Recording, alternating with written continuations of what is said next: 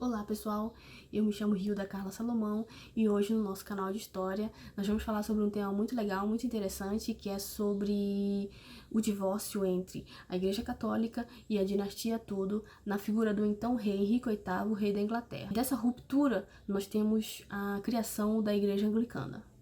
Bom, por que que o rei Henrique VIII teve que romper os laços com a Igreja Católica? O rei, primeiramente, ele assume o poder em 1509. Ele foi o segundo da dinastia Tudor a subir ao trono. E logo em seguida, ele se casa com Catarina de Aragão. O rei se casa muito novo, aos 18 anos, assim como ele também assume o poder muito novo. E nos seus primeiros 22 anos de reinado foram ao lado de Catarina de Aragão, a sua primeira esposa. O rei teve 6 esposas. E o seu grande desejo, a sua grande vontade, o seu grande alvo era ter um filho do sexo masculino. Algo que ele não teve com a primeira esposa. Ele teve uma filha mulher. Então, vendo que não conseguia ter um filho do sexo masculino, o pensamento dele foi o quê? Ruptura com esse casamento. Um divórcio com Catarina de Aragão. Mas para ter um divórcio com Catarina de Aragão, o rei precisava enfrentar uma instituição muito poderosa, uma instituição que detinha o monopólio do poder social. E essa instituição se chama Igreja Católica. A Igreja de Roma era contra, nós estamos falando aí do século XVI, né? A Igreja Católica era contra o divórcio. A partir do momento que houve o casamento, não importa o que aconteça, o divórcio era proibido, algo inimaginável. Mas na cabeça do rei Henrique VIII, para ele ter um filho do sexo masculino, ele precisava de outra mulher. E a única solução era romper com o seu primeiro casamento. Mas para romper com o seu primeiro casamento, ele teve que enfrentar o Papa, ele teve que enfrentar a Igreja de Roma. Bom, a Igreja de Roma era uma igreja, era uma instituição, até hoje é uma igreja, é uma instituição, mas nós estamos falando do século XVII aí, tá, gente? Vamos nos situar no século XVI, quer dizer, no século XVI. Bom, era uma instituição que tinha um monopólio, vamos dizer, o monopólio do púlpito.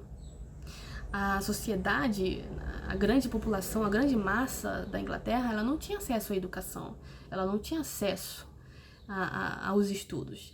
Então, a forma de ditar regras, de ditar normas, de dizer como as pessoas deviam viver, de dizer como as pessoas deviam lidar socialmente, era através dos púlpitos, era através dos cultos. Entendeu? Então, a Igreja Católica, ela detinha esse poder. E uma coisa muito interessante, não só esse poder social, político, econômico, mas a Inglaterra era dona de 1/4 das terras da Inglaterra. Ou seja, 25% das terras na Inglaterra eram do poder do Papa, era do poder de Roma. E o Papa, Roma, lidavam nessas terras, que eram terras que davam retornos financeiros, eram terras que produziam. Eles agiam ali como ainda se fosse um sistema feudal, algo do sistema feudal. Além de tirar o dinheiro dessas terras, que essas terras produziam, eles pegavam os dízimos. E todo esse dinheiro, para você ter uma ideia, uma boa parte ia para Roma, outra parte ficava na Inglaterra. E de nada desse dinheiro pagava-se tributo. Ou seja, a coroa britânica não tinha nenhum direito, nem do direito padroado, assim como existia em Portugal. Não existia o direito sobre a terra, não se pagava tributo, não existia o padroado. Então, quando o rei rompe com a Igreja Católica, quando o rei rompe com a sua esposa, ele ao mesmo tempo rompe com a Igreja Católica. Foi um ato inevitável.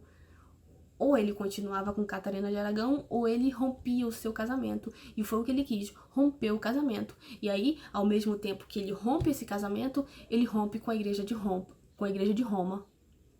Mas antes de romper com a Igreja de Roma, ele busca por meios mais amigáveis a dissolução do seu casamento. Não era vontade do rei Henrique VIII dissolver os laços, romper com a Inglaterra logo de cara.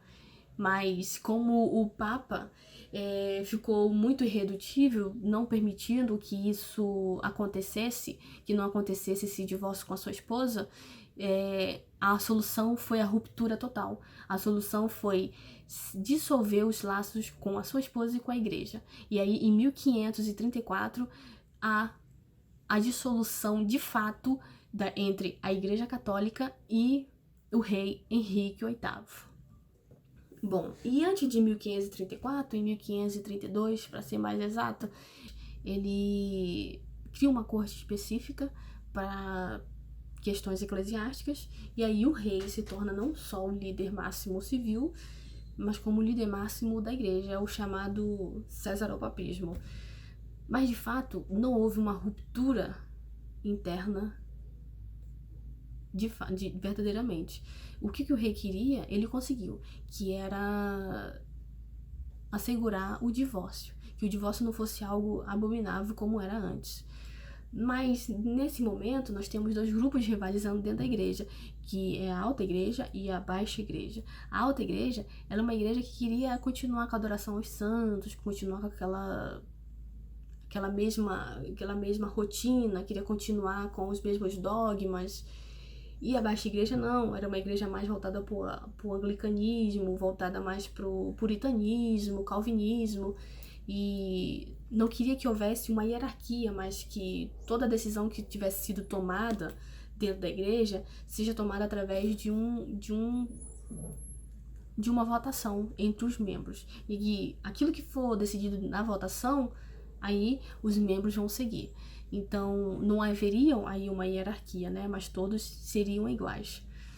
Bom, gente, nesse nosso vídeo, eu espero ter deixado um pouquinho claro, né, sobre esse divórcio entre a Igreja Católica e a dinastia Tudor, para ser mais exata, né, com o rei Henrique VIII, como isso se deu e que foi na Inglaterra, porque que se deu, né, de um fato muito importante, e que mais na frente isso vai culminar, né, nas revoluções inglesas, principalmente em 1688.